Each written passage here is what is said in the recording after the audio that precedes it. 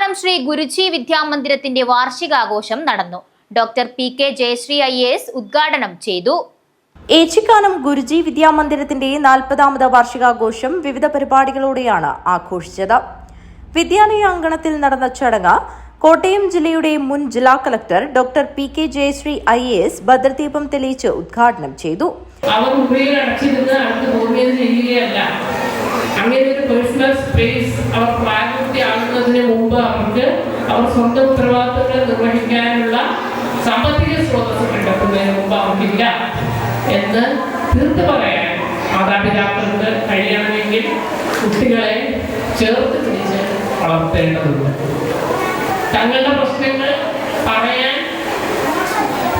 സാധിക്കുമെന്നും അത് കേൾക്കാൻ മാതാപിതാക്കളും അധ്യാപകരും ഉണ്ടെന്നും അതിന് പരിഹാരം കണ്ടെത്താൻ അവർ ശ്രമിക്കുമെന്നുമുള്ള വിശ്വാസം കുട്ടികളിൽ ഉണ്ടാക്കേണ്ടതുണ്ട്. ജീവിത വിജയത്തിന് വിവേകമാണ് ആവശ്യം. ബാല്യത്തിൽ കുഞ്ഞു മനസ്സുകളിൽ വിവേകത്തിന്റെ വിത്ത് പാകാൻ അധ്യാപകർക്കൊപ്പം മാതാപിതാക്കളും അതുപോലെ തന്നെ സമൂഹവും ശ്രദ്ധിക്കേണ്ടതുണ്ടെന്ന് ഡോക്ടർ പി.കെ. ജയശ്രീ പറഞ്ഞു. വിദ്യാലയ സമിതി പ്രസിഡന്റ് യതീൻ സി അധ്യക്ഷത വഹിച്ചു. ചടങ്ങിൽ വെച്ച് വിദ്യാലയത്തിലെ പൂർവ്വ വിദ്യാർത്ഥി അഭിഭാഷക പഠനം പൂർത്തിയാക്കി എൻറോൾമെന്റ് ചെയ്ത KV ജ്യോതിക റാണിക്കും ഏച്ചിക്കാനത്തെ ശ്രീദേവി നാരായണനും ഡോക്ടർ പി.കെ. ജയശ്രീ പൊന്നാട അണിയിച്ച് ഉപഹാരം നൽകി ആദരിച്ചു.